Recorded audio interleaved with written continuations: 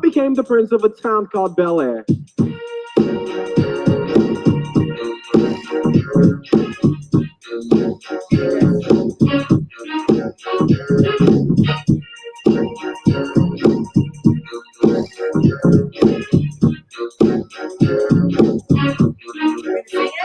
In West Philadelphia, born and raised on the playground is where I spent most of my days. Chilling out, maxing, relaxing on school, and all shooting some b-ball outside of the school. Win a couple of guys who are up to no good. I love it. It's my jam. So I was watching the Fresh Prince of Bel-Air 30th anniversary special last night that came out on HBO Max, and I got all nostalgic. And they had recreated the entire set, and the entire cast was there, and it's like an hour and 15 minutes, and it was great. I'm a big Will Smith fan. And then you remember, like, he had a big feud with the original mom, and she got fired from the show. Yeah, I was going to ask you which mom came to the reunion. Well, so Janet Hubert was the original mom, and after season 3, she got fired, and she got fired, and she actually lives in Montclair, New Jersey, which is my hometown. I've seen her a bunch of times at the Starbucks, but whatever. So the second mom was there. And so apparently Janet Hubert and Will Smith hadn't spoken in 30 years since she left the show because there was a lot of animosity. And apparently Will Smith said a lot of derogatory things about her, and it ruined her career. Anyway, first time in 30 years, she came in. He's like, it wouldn't be a Fresh Prince reunion if I didn't have you. And it was really emotional and cool to see. And he actually took full responsibility for what happened. So I thought that was really cool. Like, she goes, listen, the things that you said ruined my career and my life. She's basically like, it's your fault. And he took full 100% ownership of it. And that's what I thought was cool about Will Smith. Like, you know, like he has an ego because he's Will Smith, but he doesn't have an ego big enough to not broadcast that on television. A little late, like maybe perhaps 27. It's a little late. You have to watch. Like, my wife and I were like, he had 30 years, right, to like make it right. But, you know, listen, better late than never. I think it was really good. If you're a big Will Smith fan and Fresh Prince fan, definitely watch it. I loved it. Have a movie coming out or something that he's got to promote so he can look like the good guy again, so he can sell it. No, it's the 30th anniversary of the Fresh Prince. That's the only reason. That's the reason they did it. A movie about to come out. I'm telling you. I mean, it's Will Smith. He always has a movie coming out. And by the way, when's the last time a movie came out, Karen? All the time. Like, I don't remember the last time a movie. Wonder Woman 2 is coming to HBO Max on Christmas Day. They're just bypassing theaters with that one. So I'm so pumped. So would that be considered a movie coming out? Yeah, but not in the theaters. Will Smith doesn't have any movies coming out anytime soon. Oh, I love it. I mean? Now, subject matter expert on Will Smith and his career. Well, I love Will Smith. I'm a big fan. I think he's a smart and talented guy. Is that a problem? He's a smart and talented guy, like our guest that we have coming up soon. He's smart and talented. I'm a big fan of his. You got a problem with that? Oh, but, I did Gary's Mastermind yesterday, and Chris probably did too. He was on Fuego GK. What? So tell me some of the stuff he talked about. With the quotes and the engagement and wealth building. And he talked about the psychology of money. Everybody should get that book. Oh, I have it. Oh, it's upstairs. Okay. Yeah. Yeah. And he just was so engaged with us as I was there for the team leader mastermind. And it was lovely. And just about team leader should be more of a consulting, less of a recruiter, like just, old school team leader ways. It was just really lovely. It was like my favorite mastermind I've ever had. Well, one of the things I remember. And then I took the cutest picture of him, screenshot, and he was laughing. I know. I saw it. He was so smiley. So joyful. He's been in a really good mood lately. Like, he's been in a super good mood lately. Yeah, he's been very engaged. I mean, Gary's always in a good mood, but then there's moments where he's just like giddy. You know what I mean? Is he all? No. No, you know what I mean. Listen, I know what you're saying. I was gonna say that. What was I gonna say? Oh, I remember this when I was a team leader. I remember Gary once said that the most effective team leaders and the most successful team leaders are always the most influential people in their market. Yep. And that to me just resonated because, you know, not enough team leaders are taking advantage of creating influence on social media. You know, and Stephanie Chapman loves it. Of course, I love Wonder Woman. She is the baddest ass superhero. Chapman, you're my what? She's in my camp. I have a Wonder Woman t-shirt. Don't worry. I have Wonder Woman swag too. I don't just have Superman swag. I got Wonder Woman swag. And I have 3. I have Captain Marvel over there.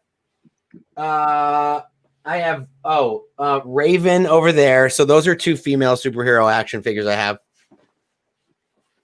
Yeah. I saw that. Yesterday, you got some of my boxes delivered.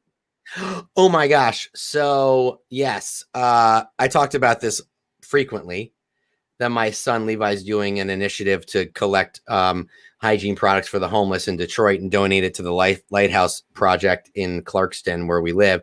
Anyway, I sent out an email to my database and posted it on Facebook, and we got 46 boxes yesterday filled with, like, you know, shampoos and toothbrushes and toothpaste and gloves and diapers and deodorant and razors, all this stuff. It's pretty incredible. Like, and tampons. So this is what I love about it. Can I just say something?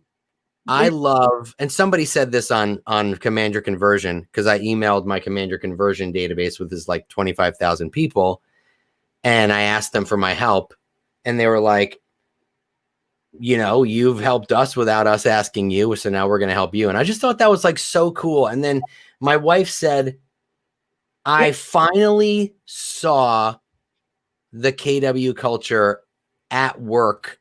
She's like, because it was sent to our house, she goes, it's really something incredible. So I emailed Gary and told him that. And he goes, I'm sending Levi money. And I'm like, what? One sentence. Probably $1 million. Hey, Gary, just throw another 0 on the end of there for me, okay? I'll buy lots of toothpaste with it. Your microphone does sound good. Now go do radio voice in that microphone. Do it. Do DJ. Are we going to introduce our guest? Yeah, do DJ voice. Yeah. Okay. Hey, everybody. How's it going? It's Command Your Morning live with Nick Baldwin, Karen Pearl. Hey, we got Chris Suarez on the phone. Chris Suarez, a longtime listener, first-time caller. Chris, thanks so much. How's it going? It is awesome. It is awesome. You know, it makes me believe that every radio host lies, right? Like long-time listener, first-time caller. It may be first-time caller, first-time listener. I'm probably either way. Chris, how's it going? You're the 100th caller. Woo! So what do I win? You win $100, Chris. All right. $100. And 75% of that will go to taxes. Mm-hmm. So $25. Chris, let me see your shirt. Do like Superman with your shirt. And place.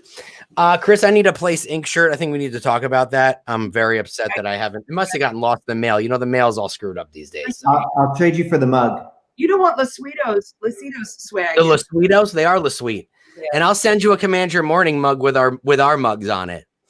So, Chris, for those of the people listening that don't know you, who are you? What are you doing here? That's my question. Oh, sorry. Go ahead. Who are you? What do you do? At 5:30 in the morning, West Coast time, I'm wondering what I'm doing here as well. But I am Chris. I started actually in this company at KW as a team leader, Karen. So I was a team leader for a couple of years. Been an OP for the last decade. I'm OP of 5 market centers out here in Oregon, and then launched into expansion about 7 years ago with Experience Real Estate. That was our brand, our mission-based brand. And last year partnered with Ben and we launched a new platform called Place. So we stay pretty busy. You know, when people say, what do you do? I feel like I wake up every morning, I solve some problems and I help some real estate agents. So that's kind of me. So how many people are in your organization that you operate? We have just under 50 teams across the country. On average, they're doing anywhere from $1 million in GCI to $3 million in GCI, depending on the team and location. So amongst those teams, there's just under about 500 agents doing production on those teams. So they're pretty lean, actually, for the majority of those groups, right? 50 teams, 500 on average, about 10 people teams. Yeah, those are good, nice sized teams.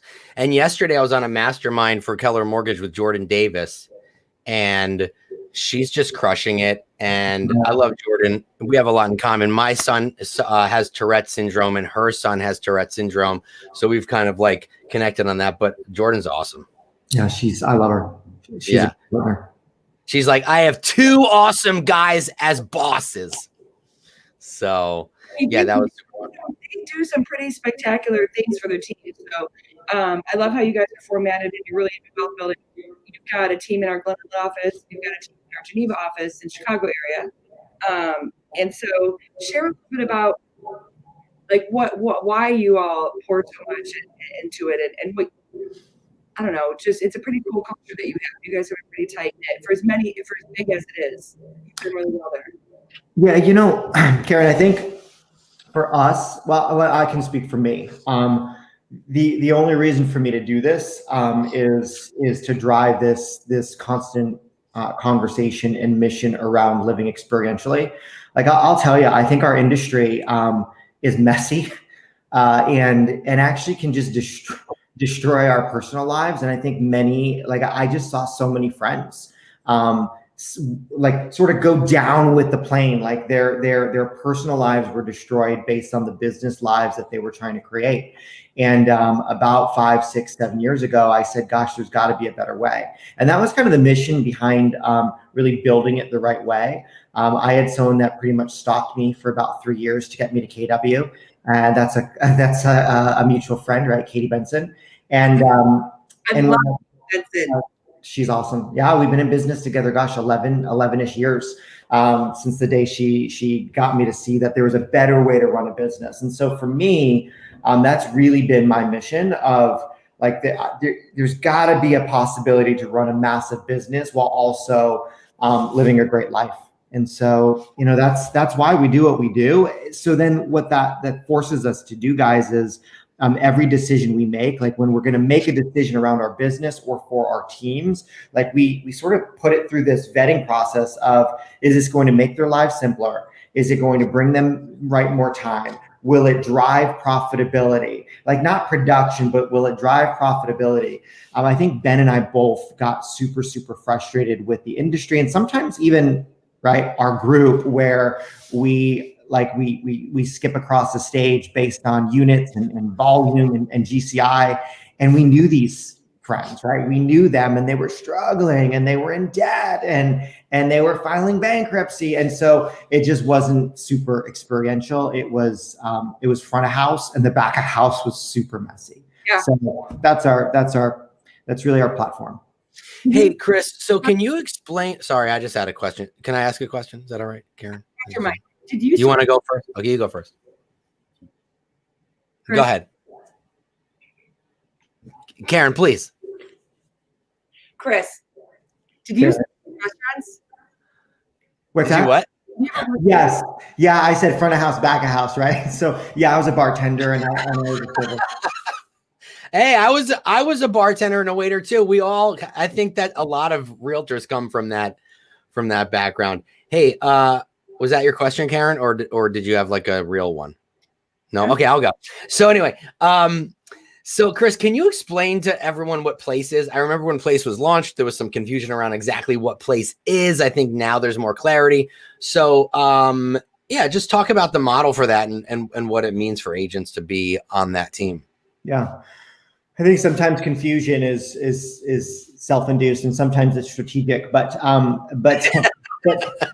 Place is ultimately a platform for agents to come and run really, really big businesses, but it's also a platform for the consumer to come and get everything they need in one place, right? And ultimately, like we have modeled Gary. Gary says, hey, like watch what I'm doing. I'll tell you where it began. Years ago, we were in a small mastermind, right? Gary had some weird names for us, but ultimately we were a group of 10, 12 agents that would fly to Austin every month and mastermind around how we're going to grow big businesses. And one day Gary walks in and he was, right, like Karen was talking about how Gary was on fire yesterday in a good way. He was on fire in a bad way that day. And he walked into that group and said, hey guys, I'm pissed. Like, I'm not gonna show up and waste my time with you guys anymore if you don't do something big. Like, if I'm gonna come in here every single month and we're all gonna get together, we're gonna talk about growing big businesses, and we show up month after month and our businesses look the same, like, why am I here? You don't need me for that. So he goes, I want someone to go out. I want someone to go out and build something as big as KW. And he started beginning to look at the economic model of our industry. And he said, guys, you have a bigger financial opportunity than I do. He said, if I could go all the way back to the beginning, understand I franchised my business because I needed capital to launch it. Now you're welcome, because now you have this syndication platform across the country because I franchised. You are not franchising. You have an economic opportunity bigger than me per agent, right? His average income per agent is about $1,700, right? It's called royalty. But for us, we are partners with our agents. And he said, you guys need to go think differently and grow faster and prove to me that I can be beat. And so that was that challenge. And Ben and I put our heads together. And for the next few years, honestly, we ran our independent companies, right? We collaborated, we were friends. He was building BKCO, I was building Experience. And one day we pick up our heads, and he was number 1 in the country. We were number 2 in the country. And we said, gosh, we're basically building the same thing. You do this well, we do this well. Like, from a tech and system and process and ancillary service, like, he's brilliant, right? He's just wealth building. He's brilliant. And for our organization, we said, well, we coach our agents well. We get them into production. Our per agent productivity score is number 1 in the company. Like, we said, what if we blended those two, launched a new platform where agents can come and Gary always said, like, your personal brand matters, right? The company is a platform, your personal brand matters. So we said, great, let's be a brand platform. Let's be a real estate, mortgage, title. Like, we became this platform for our agents to plug into, to show up in their marketplace completely different. Now, we also, all I'm going to say about that, one more thing is this, we also stand by this tenet that we're here to build wealth and create experiences. And so in order to do that, we believe we need to change some things about the industry. And that includes, right, bringing people in the industry that have never been able to experience our industry because they couldn't get healthcare or couldn't get financial planning or 401k, or there wasn't a second or third or fourth stream of income, or they didn't have someone to invest. And so, like, we're deep with our partners. Like, we wrote an offer yesterday in Tennessee with one of our partners. Ben wrote an offer in Texas with one of his partners, in Washington with one of his partners. So we own real estate together, we own businesses together, and we're now sort of building this network that bleeds into their personal lives, making sure that they're living experientially and not just trying to throw out big numbers and get like this little medallion that you give to your 8-year-old when you get back from family reunion. Hey, I want to go back real quick to what you said about how Gary came into that room and he was really pissed off that, everyone's business is staying stagnant. We say all the time, if you want to grow, every day you need to be waking up and thinking about how you can put yourself out of business, right? So he's essentially saying, look, I got all these amazing agents in the room here, and none of them are trying to put me out of business, because the way Gary levels up is when you guys come up with something incredible that would potentially compete against what he has built. And so it's like this friendly rivalry, right? Like, Chris and Ben get together, create Place. It has a similar concept. Crap. Now, what do I have to do now to keep staying relevant? So is that kind of, you think, his mindset? Well, talent pushes talent, right? Talent's going to push. When you see someone pushing, you're like, all right, they just leveled up. It's time for me to level up. Yeah, I think here's the deal. I think I'm not going to answer your question, Nick. However, I think business partnerships, I believe, I'm a true partner with KW, right? I own offices. I bleed KW. I truly do. And so true partnerships are formed, and just like great marriages and great relationships, it's not all like eating, taffy and drinking Pepsi. Like there are times in those relationships and partnerships that we push each other and we challenge each other to think differently. Like that's what happened that day. So again, I think the reason why KW is what KW is today is Gary went out and got some incredible business owners and incredible thinkers that challenged him and challenged our company and challenged our offices. Like our offices would not need to be reinvented and reimagined right now if we didn't have phenomenal agents doing amazing things. It's what we're different. It's why we're different. Like we don't collect real estate agents. Like we go out and find business owners that say, yeah, like bring me opportunity, give me opportunity. When people leave our company, the only reason why, like the only shiny penny out there that people try to throw in front of our top talent is, hey, like, oh, did your opportunity slow down? Here's a little opportunity. And they don't define that. They don't quantify that. All they do is use that word. And so we're very careful about that. Like if we're going to use that word and say, hey, place is an opportunity, then we're going to show exactly what that opportunity looks like year 1, year 2, year 3, year 4, year 5. And I think that our company, Keller Williams, has done that incredibly well for so long. And we need to continue to do that. Team leaders need to continue to talk about the real opportunity for their business, for their, like all pillars of their life. So. Totally.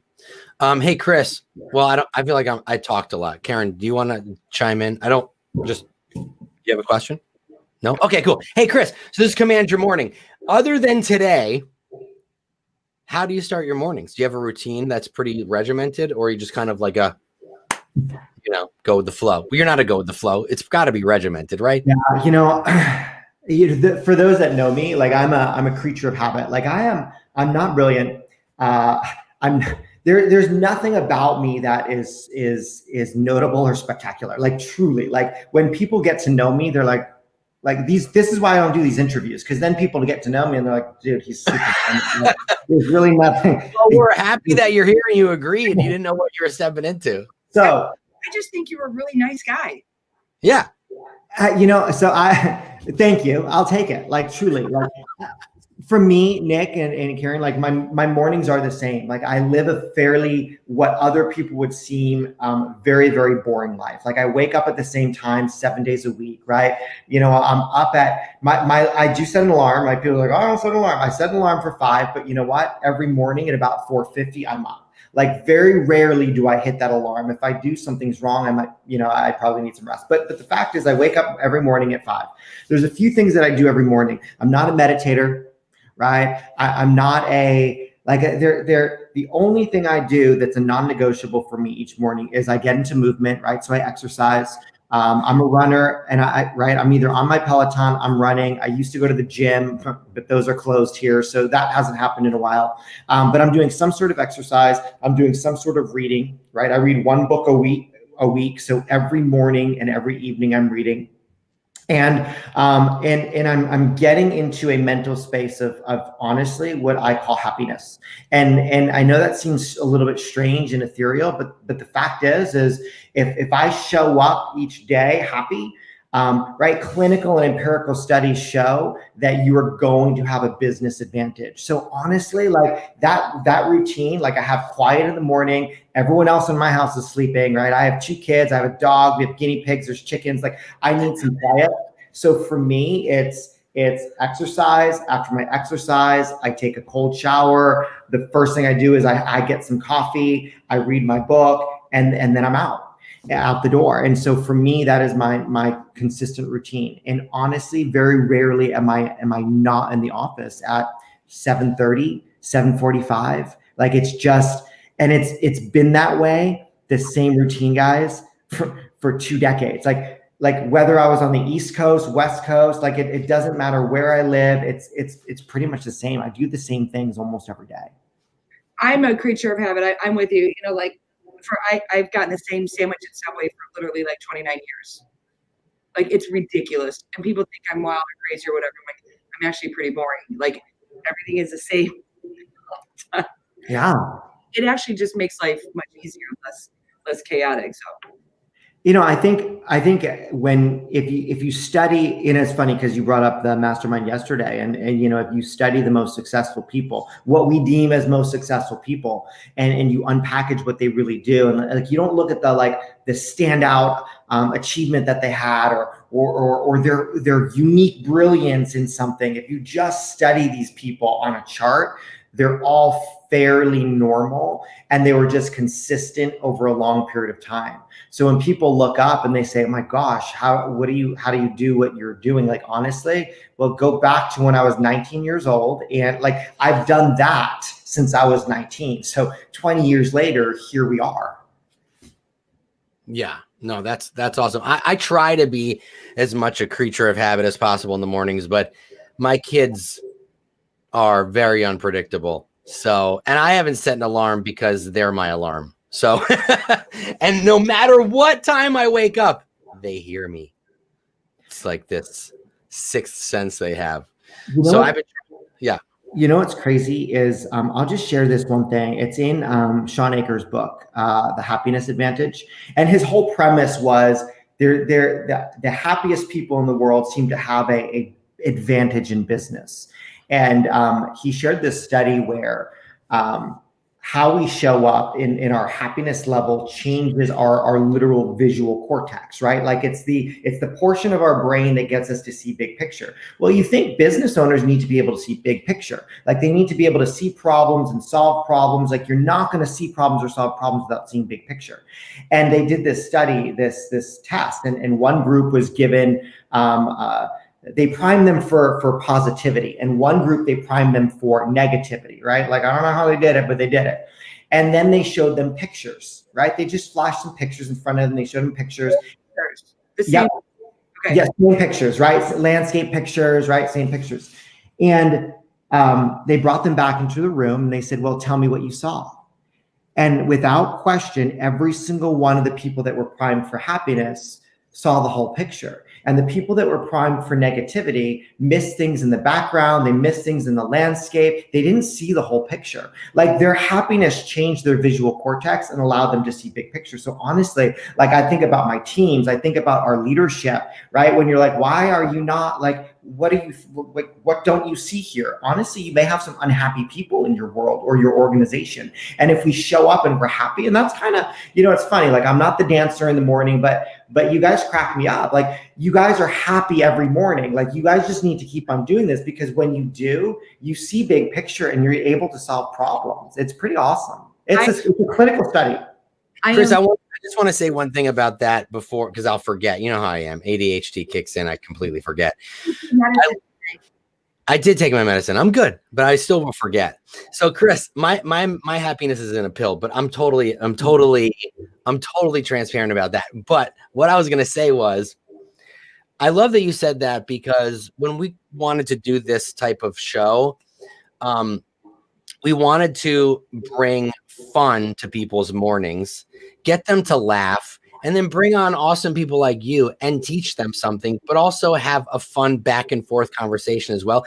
A lot of people are very, very serious about their mornings. Like, get up and here's what I have to do. And, and you said you don't meditate. I don't meditate either. It doesn't work for me. But and there's nothing wrong with being very serious about your mornings, but you have to have some fun too. If you don't laugh in the morning, that's going to set the tone for your day. Laugh in the morning. It's going to set the tone for your day. It's going to make you happy. And so that's kind of our mission with this show. So I'm glad that you noticed and brought that up, because that's super cool. I just had I had a psychiatrist as a client when I sold real estate, and he diagnosed me. I said, don't. And he's like, wait. And he diagnosed me as hypomanic. I'm always happy. Like bipolar would be when you go low, and I just don't. But this has been me my whole life. Like it's exhausting for most people in my world. But I think Nick and I bring each other joy, and that shows up, right? Mm-hmm. We really enjoy each other as humans, even though we were brought together over something very negative, but our friendship was created from there. And so we truly do enjoy each other. So I think that's authenticity around it is key. And we do. I had someone say to me the other day, they go, why do you do that show? And I go, well, because I love it. It's like the highlight of my day, to start my day this way. And they go, well, do you get paid for it? And I go, No. And they go, what are you going to do with it? I go, I don't know. And See, they- that's the wrong mindset. If you think you're getting like, see, Chris, like if you just automatically think, do you get paid to do that? Then This? nothing good's gonna come of it, No. right? You have to start doing things you love, and without pay or very little pay, and then all of a sudden that pay is gonna come. Like now, as a regional tech trainer, I get paid to play with tech all day. Like, what kind of job is that? You know what I mean? But I have a lot of fun doing it, and I'm glad that I'm able to do it. Well, she said to me, so that's it? Like, you're just doing it to do it? I go, I'm doing it because I want it. Like with Lab Coat Agents, we still haven't paid ourselves. You know what I mean? Like Yeah. the company makes money, but we're not paying ourselves because we have a bigger picture. And you understand that because you're a business owner too. Like sometimes you just can't pay yourself. But Chris, you said you read a book a week. What book are you reading this week? The book that I'm just finishing is The Black Swan, Nassim Taleb.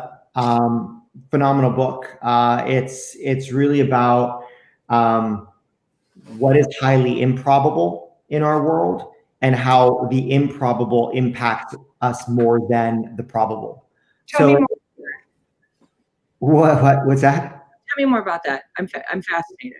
Yeah. So for instance, so oftentimes we make our decisions based on what we expect to happen, right? Our expectations are created over right, our childhood or all the results that we've gotten. So we build these expectations.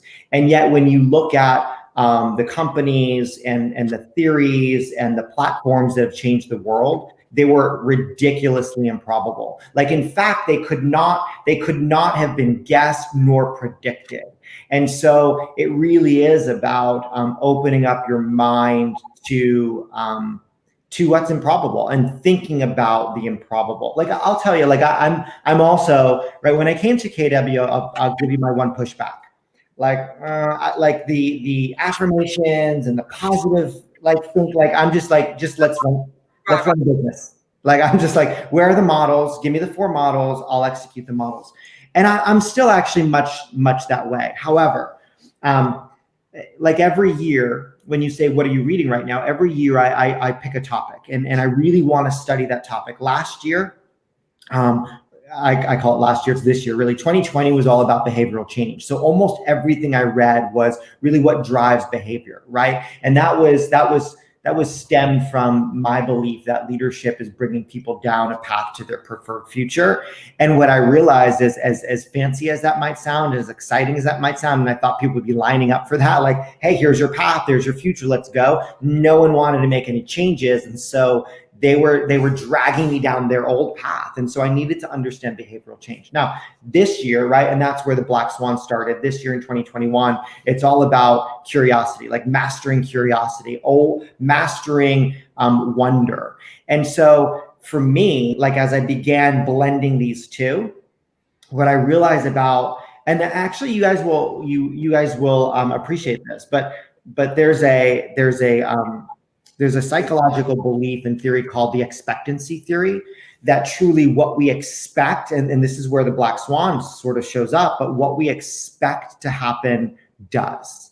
And that isn't some weird mindset Jedi game, but truly they did this. I'm going to give you one more study, but there's this study done in Japan, and they brought these students into a room and they blindfolded them and they said, hey, give me your right arm. And they said, we're gonna rub poison ivy on your right arm. Now, these were all people that were allergic to it. And so they said, okay, so they rubbed their right arm. And minutes later, they had all the symptoms of poison ivy. They were itchy, they were red, like physical symptoms. They had boils on their arm. And that wouldn't be surprising, except they realized that afterwards it was not poison ivy. They didn't rub them with poison ivy. It was just a harmless shrub. The students' beliefs were actually strong enough to create a biological effect of poison ivy. Now, on their left arm, they flipped it. And so on the left arm, the researchers actually rubbed poison ivy, but said, hey, this is just a harmless plant.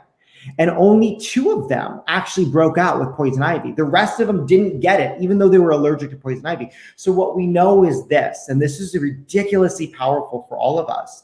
Like, Our brain is organized, is what they said, that our brain is organized to act on what we predict will happen next. And that's why they say, you predict you're going to be happy today. Awesome. You will be, like, truly, like, all of our unhappy. And I get it. There's pills for some, but the fact is that is a pill.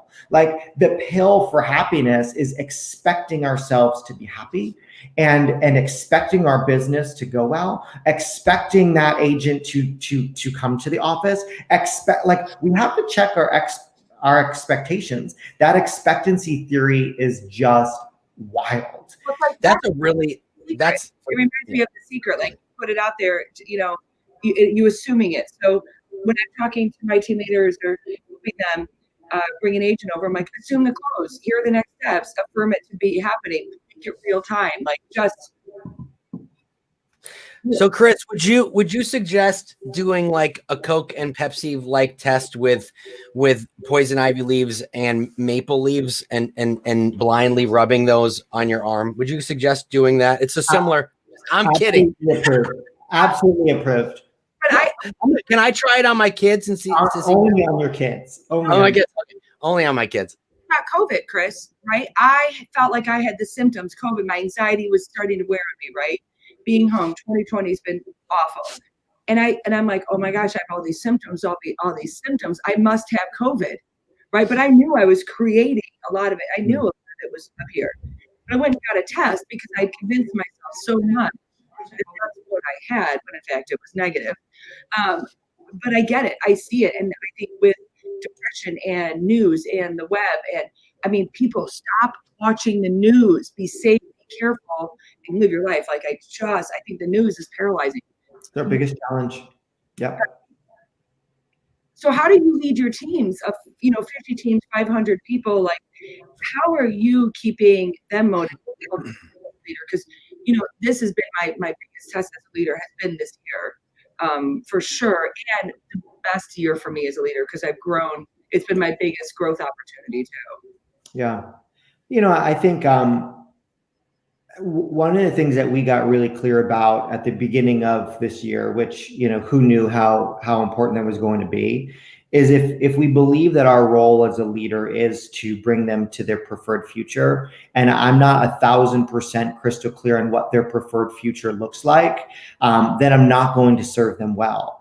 And what's interesting is, because I knew what their preferred future was, it's very easy for me to sit back and have a conversation around where they are in relationship to their preferred future. I'll give you an example, and I won't use names, but I was working with one of our partners, and she was having just a breakout year, but couldn't see it, right? Because everything else around was so heavy and seeming to go wrong. And there was this heaviness in our conversations. And I believed in her world and her life.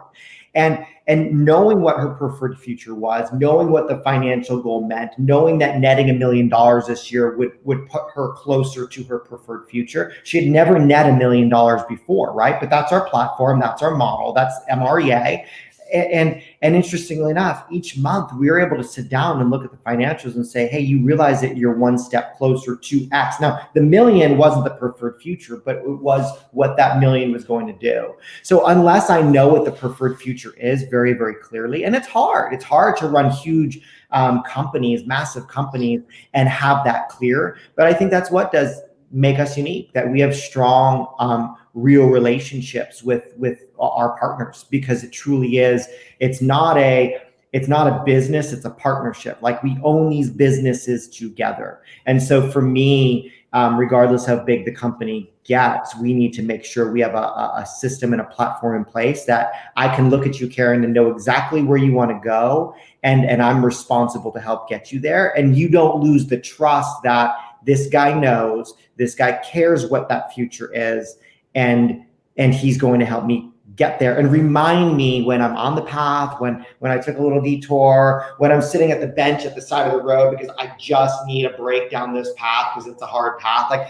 we get all that. And I think that's important to have the conversation and just constantly remind them where they are on that path. I just wrote down that quote, Chris, about the preferred future, and that being the role of a leader. I just think that that really just resonated super hard with me just now. Karen, what do you think? Well, I agree. I mean, if I don't do the motivational interview and career visioning to understand what it is that they want and how to understand their best life ever, then I'm failing them, right? It would be the same thing as taking a listing on a different scale and not knowing why the sellers are moving, right? It's the same thing. But if you don't know what your people, what they ultimately want, otherwise you're just going to be a manager, not a leader, and you're going to tell them what they want. Yeah. Hey, Chris, if my memory serves me right, did you live in Brazil or something for a certain period of time? Or was it another country? It's Costa Rica. Costa Rica. And, yeah. Can you just kind of briefly tell that story? Because you just got up and moved, right?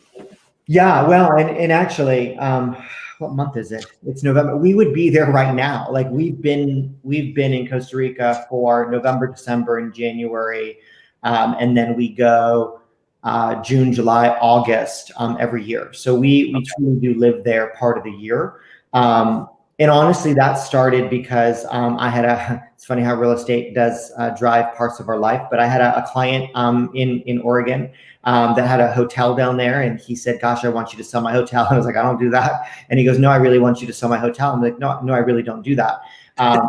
But long story short, he said, I'll fly you down. I just want you to consult and tell me what you think about this hotel. So I flew down there for 3 days. That's all the time I had. And truly and this was going back probably 7 years ago. And I fell in love with it. Like, I'm not a beach person. It's funny. I'm not a sun person. Like, I love mountains, snow, cold, rain, like, right? Like, give me a sweater. The umbrella. I'm like under the umbrella on the beach with a hoodie. Forget it. So, but I went there and I truly just fell in love with the culture. And I remember calling my wife and I just said, we need to come. Like we're going to bring the girls. And so that summer we went down there and we helped out. My client had started a school for kids. The challenge down there, they're one of the smartest countries, right, in the world. And yet their challenge is they have more children than schools and teachers. And so he funded a school and we spent the summer with the girls. At that time, my kids were probably like 6 and 9 or 5 and 8 or something like that. And we went into a few of the smaller villages and found some kids and sponsored this group of kids. We made a commitment to them from elementary school to high school. So over the last, 5 years now, we've been sort of watching these kids grow up. We started going back and forth. We launched KW down there, which was not in the cards or like on my vision board or a plan, but it just sort of, opportunity showed up and we opened that door. But we spend part of every single year down there. And it was this commitment again to live experientially. When I tell this story, Nick, I often share that I grew up like when I say nothing, like I mean that. Like we went on one family vacation. I never felt like I was deprived, but like, our vacation was, the tent and we couldn't pay for the campground. So it was finding somewhere to camp that you didn't have to pay the $17 for the spot. Right. So, but I look at my dad and he worked for Xerox as a copier repairman from like the day he graduated high school to the day he retired, like 50 years at Xerox. And at the end, they handed him this shiny little gold clock, which was plated and it had the little things that turned on the bottom. And when I helped him move out of his last house, we threw it out. Like I was like, Dad, you're not keeping this piece of junk. And I thought there's something wrong here because he worked for 40 years at a company and honestly wants to retire. Like everything was for this retirement to live and knock off some bucket list stuff in 10 years. Like you got 10 years left of your life. Congratulations, you're an American. Americans retire at the age of 67. The average American lives to age 78. Like for me, guys, it's the wrong ROI. Like literally we work for 40 years to get back 10. The ROI is negative 75%. Like every year we have a negative 2.7 ROI on life. And I was just like, I'm not signing up for that. Good and for so you. I just committed to making sure that every year was a year of retirement. Like, right, I'm a worker, me, like I work every day, like I love work, but we have to live in phases of our life because those phases come and go. Like we retirement is not a phase. Like we have a phase as a single person. We have a phase in college. We have a phase with kids. We have a phase post kids. We have a phase, like we have to appreciate the phases because those phases never come back. And my father taught me that unknowingly. And that is the basis of living experientially, that every year should be this group of experiences instead of, man, I can't wait till I'm retired. Like when this is in the bank, then I retire. Like retirement is not our goal. Like it's experiential living. Right. I mean, retirement should mean freedom is what it should mean if someone's going to retire. Like, why would you stop living and wait to die? You know, it's funny that you said that because our programming as a kid, I grew up in a pretty tough household in some ways. And you know, what's funny is the thing that Ben Kinney and my husband have in common is my husband grew up in a cabin with no running water, or electricity. And so they appreciate, you know, it just those things. They talked about getting running water and being able to fill the bathtub rather than cooking the water on the stove to then make the bath hot, right? But my mom on her checkbook, she had a very witty sense of humor. Unfortunately, dementia has taken over her brain. But on her checkbook, it said, "Have an ordinary day," and the smiley with the straight line. And from the day I could read, I thought, that's it. Like that's it. And so I think I then made a conscious decision that I'm going to love my life and live and be happy, because I thought, wow, if this is what ordinary life looks like I am not doing it. I mean, hey, Chris, can you? Right? Oh, sorry. Go ahead. No, I was just going to say it's powerful, and sometimes, you know, I just appreciate parents in general for the lessons they mean to teach us and the lessons they have no idea that they're teaching us along the way. Like you remember those moments. I remember as a 12-year-old or 13-year-old sitting in our little kitchen and asking my dad, like, "Dad, what's $1 million?" And his response is, "Don't worry about it. You'll never make $1 million. You'll work every year and you'll add up what you make every one of those years, and you'll never make $1 million." And what's funny about that is now we run businesses where we do that monthly, and I would never tell my dad that, because I'm not going to shatter his belief in the world, right? At this age in his life, like he has zero clue about my financial world. It doesn't matter. But if we're not careful, right? Your mom's belief of having an ordinary day, or my dad's belief of you'll never make $1 million, or like those can become our beliefs. Naval says like our biggest challenge is not making what we believe or we want to be true actually true. Like my dad wanted to believe that. That's why he never did. Right? Your mom wanted an ordinary life. She wanted to believe that, gosh, like maybe that was amazing, Karen, because her life was not amazing, right? So in context, for her, give me the stability, give me normalcy. That's what she was seeking. Love it. Yeah. Right? Security, personal security. And my mom is an extraordinary woman who has done extraordinary things. And so, but the programming that we take in, and most of it happens by the time we're 9 years old, right? And we internalize, and that's the story we start telling ourselves. And so it takes a lot of work. It takes a ton, like Ben, a ton of work to go in and not undo it, because it is what your existence is, but then modify those thoughts cognitively to then move forward and let it go. I mean, it's a lot of work to get through that. Yeah. Hey, Chris, I want to ask you before we jump off. I want to ask you about your kids and your family. So first of all, how old are your kids? My daughter just turned 13. So I have a 10-year-old and a 13-year-old. Yeah. Oh, you got a teenager. So like, what kind of lessons are you teaching your kids? And do they kind of go, "Oh, Dad," right? Like what, like, cause I can tell like, no, never do that. "Dad, Yeah. What are you trying to instill in them? Because I know, just what are you trying to instill in them to make them, so great citizens of society, Here's my belief, and listen, it's not a positive one. I mean, it's not a popular one.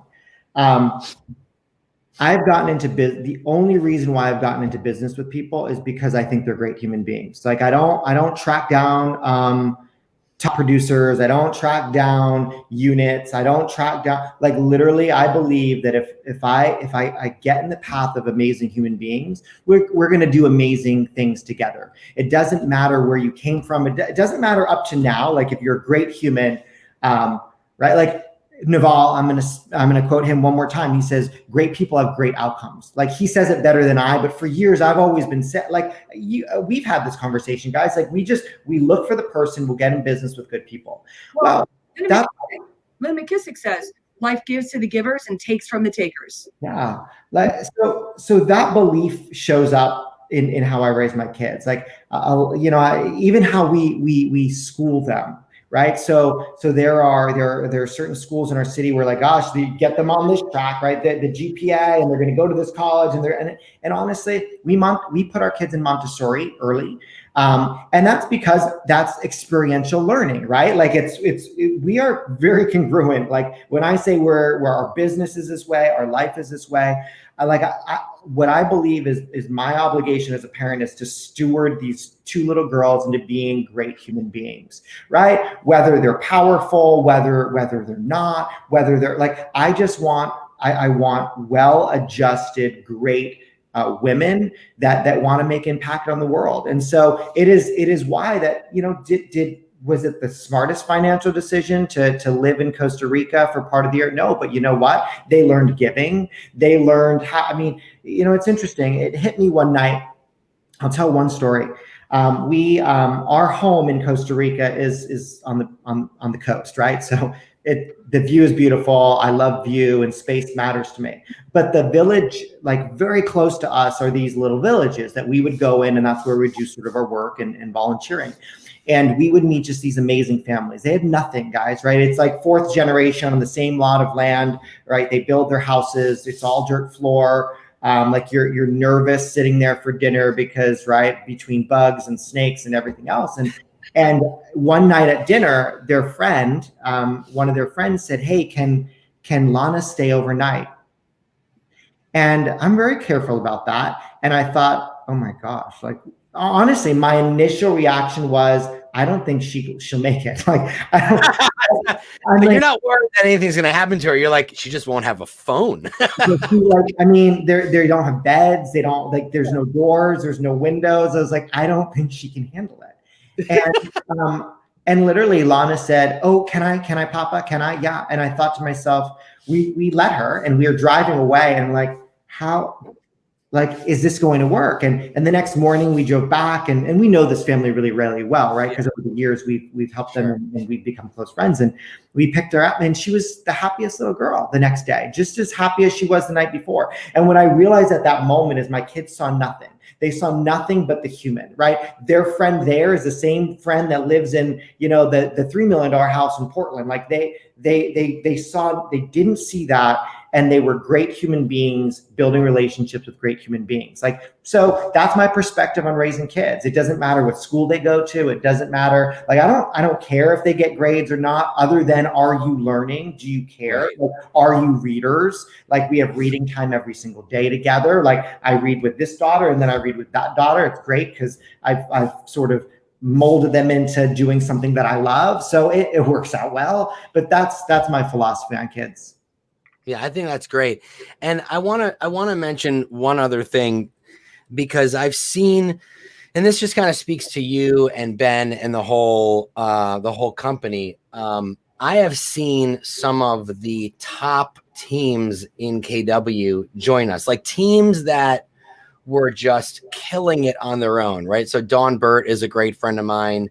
We talked about Jordan Davis. I mean, these were teams already doing like 50 million and 100 plus units, and they're joining you guys. And I know a lot of people will think, what are they doing? They're doing so well on their own. And I don't think that that's what it has to do with at all. Like, they want to be in business with you, and you want to be in business with them. And it's not about, you guys are doing great on your own. It's about putting yourself around even better people to level up. And that's kind of that's kind of the reason I think that these teams really want to join you guys. Well, I think I'd go back. What we believe to be true oftentimes becomes true. And so we believe, because our industry has convinced ourselves that we believe that if we partner, if we're on a team, that means that we're less than, or that we couldn't do it on our own. Here's the deal. Newsflash, there's not one person in my organization on any one of my teams that couldn't do anything on their own should they choose. And so that's why our platform is a platform of choice. What's interesting is, real happiness doesn't come from success or achievement or trophy. Like I was talking to Barb Dock, one of our partners in Boise, who will do 3 million in GCI this year. And I said, Boise? In Boise. It's like 1,000 units. No, Boise's on fire. No, it is. It's a phenomenal market. It's Yeah. a phenomenal market. But here's what I told her. I said, Barb, newsflash, on January 1st, like you won't care about the 3 million. On January 2nd, you won't care about the 3 million. And just so you know, I didn't care about it on January 1st this year. Like we're not doing it for that. Real joy comes from personal growth. Like if it doesn't matter what we're doing, where we are, like when I stepped in the team leader role, like I took a pay cut. 100%. Obviously. Yeah, you think? And listen, we say that, and you know what? The reason why we do it is because we find joy in helping other people. Truly, like the team leaders are a gift to our industry. So for me, our partnerships are because they believe and we believe we are going to build something massive. But while doing that, we're going to all grow together, like personal growth, spiritual growth, financial growth, business growth, personal development growth. Like that brings happiness. And so, the fact is I don't own a business on my own. I don't own one business without a partner. I think partnerships are the gifts from the business gods. I just said that last night. Just when I said I would never be an OP by myself. I would never do something by myself. It's very lonely, and I have enough people around me that I want to be in business with, or that I will be in business with. Every time I have an idea or a business opportunity, the first thing I do is call someone else to do it with me, because that's what joy is bringing someone into a world that you can get a better relationship, not just personally, but now you can bring an opportunity to them, and and then they can pay it forward. I agree. I feel sad for people. Well, I think people don't, when they see Bravo and they see these TV shows and they think real estate, I'm going to get in real estate, it's amazing and all this.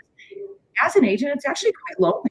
I was lonely as a realtor, right? A lot, because I'm driving around by myself. I'm meeting new people. I'm doing an open house. Like it can be very isolating in a lot of ways. So I understand the want of community and community, and I see it in so many ways. So, this can you come back? Like, can you just stay all day? Yeah, Chris, do you have another 17 hours to talk to us? No, this is great. I mean, it's a great way to end the week. A lot to think about. I'm going to definitely watch the replay. Sometimes when we're doing the interview, there's comments and all this other stuff. So I like to replay some of the really great ones and grab some nuggets. But some of the things you said, I feel like I just had a coaching session with Chris Suarez that I didn't have to pay for. Like, seriously, that I thought it was great. I appreciate what you guys are doing, honestly. Like, again, I think that how we start our day, the energy we start our day with, and honestly, what's interesting is you set this expectation for the day that we're going to show up, we're going to have energy, we're going to be happy, we're going to get stuff done, we're going to learn, we're here to do.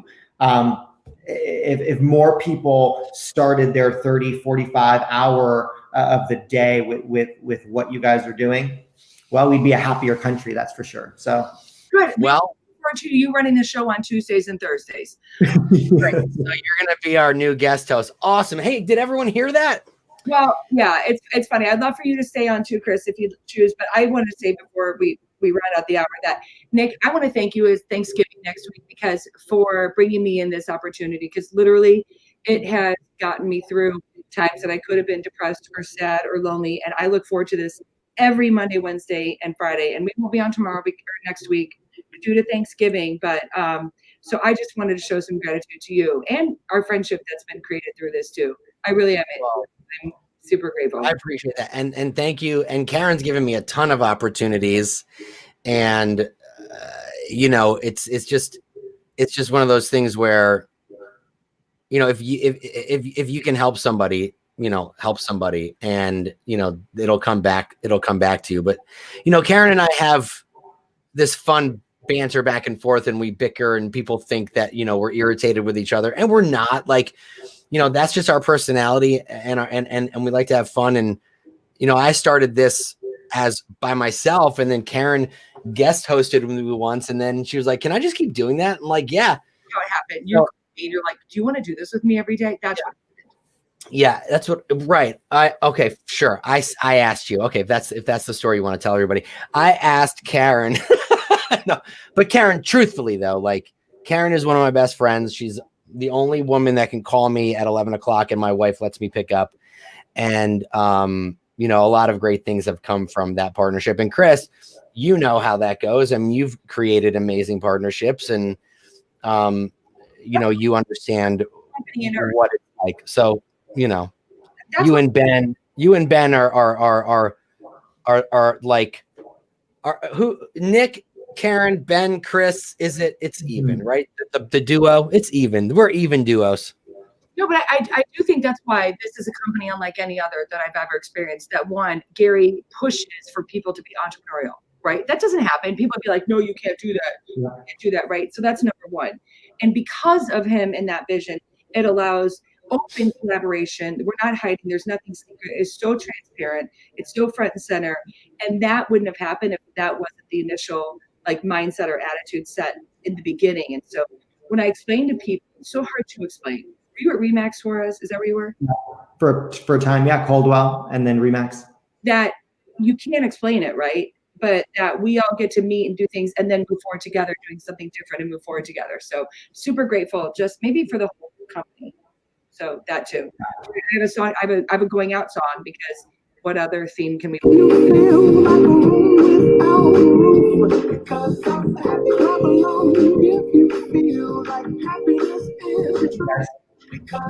Thanks, Chris. You're awesome, guys. Next week we're off for Giving of Thanks. Everyone have an amazing holiday, and we'll see you back here a week from Monday.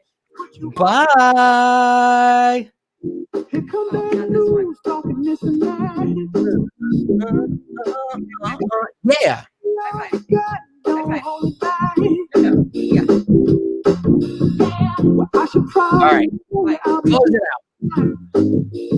Bye. See you later. no offense to Adios.